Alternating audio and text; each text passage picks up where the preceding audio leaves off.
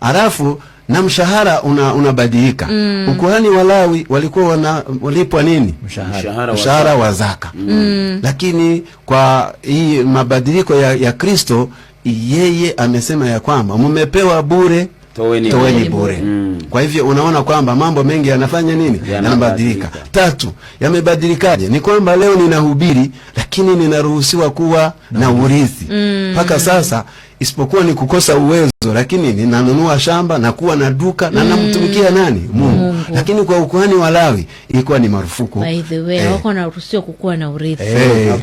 Sasa umeona ya kwamba haya yote ni kwamba yamekwisha kubadilika. Ya mwisho ambayo imebadilika ni kwa sababu hao makuhani wa kwanza ndo walikuwa wanampatanisha mwanadamu na nani? Na Mungu.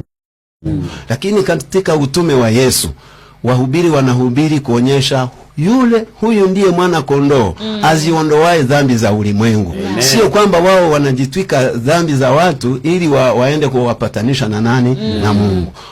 Alafu kila mmoja anajiendea. Kila mtu anajiendea mwenyewe. Naomba usome Timotheo wa kwanza sura ya 2 fungu la 5 tukielekea mwisho, ili tuone ya kwamba kabisa hapo kuna stahili uelewa mzuri. Timotheo, waraka wa kwanza wa Timotheo 2:5 ninasemaje? Kwa sababu Mungu ni mmoja, na mpatanishi kati ya Mungu na wanadamu ni mmoja. Hakuna yani wapatanishi wawili.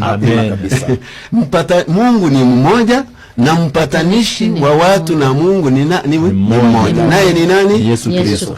Kumaanisha kwamba sio bishop, sio pastor, sio mimi, sio kiongozi wa dini, hamna.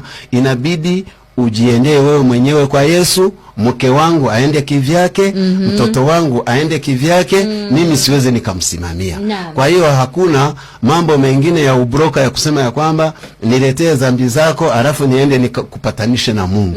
Kila mtu anaubeba mzigo wake mwenyewe. Huu ukuhani mpya ndio unaitwa kiraka kipya. Sasa shida za wakati wa Yesu ilikuwaje? Ni kwamba Yesu alipoongea mambo hayo kwamba hakuna awekae kiraka cha nguo mpya katika nguo kuu. Walitaka kuunganisha mafundisho yake na yale ya nani? Ya Lawi. Makuhani wanasema, mbona makuhani wanasema hivi na wewe unasema hivi? Yaani ujumbe wa Yesu wa Injili ni kiraka kipya, ni divai mpya. Yani sio kwamba ni mambo mageni, lakini ni ujumbe unaofaa, na huu ndio tunatakiwa kupokea na kuhubiri bila kuchanganya mila na desturi za watu, bila kuleta mambo ya Ulawi ndani. Alafu tukubali mabadiliko, kwa sababu ukuhani wa Lawi umeisha, alafu tutembee pamoja na ukuhani wa Yesu Kristo. Basi Mungu awabariki sana. Natumai kwamba tutaendelea vizuri kuchanganua haya mambo, ili kila mmoja wetu aweze kuelewa ukweli uko wapi. Usiweke kiraka cha nguo mpya katika nguo kuu. Kuleta ya huko leo, kwa nini huweze hatuoni watu wanaleta mbuzi na kondoo. Kuleta mbuzi na kondoo ili uweke kwenye madhabahu, jua kwamba madhabahu yamegeuka kuwa maombi. Lakini wakati wa Lawi ungekuja na maombi yako tu kwamba ninakuja mbele za Mungu. Inabidi ulete damu, ulete zile unga na dhabihu. Wakati huu inabidi tukubali kwamba ukuhani umebadilika, makao yamebadilika, ni mbinguni, ni Yerusalemu yetu.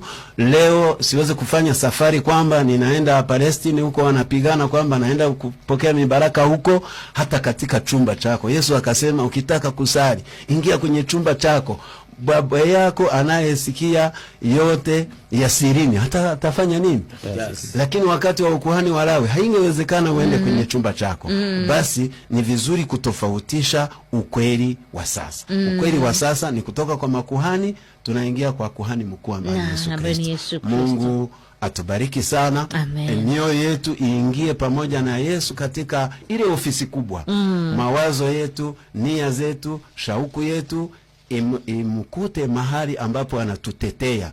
Yesu yu tayari kupokea hata mdhaifu, hata ukiwa na dhambi nyingi, hata kama umesononeka, mwendee bila kupitia mtu mwingine. Usio na hofu kwamba lazima nipitie kwa Seba ndiye anipeleke huko. Ni baba yako mzazi anangoja mwana mpotevu amrudilie, ili aweze kumbariki na kumpa nguvu. Mungu awabariki sana katika jina la Yesu. Amen. Amen. Amen and amen and amen. 22106 ndio nambari ya kuweza kutuma ujumbe. Siku zinaisha ndugu yangu, unajiuliza nini moyoni mwako?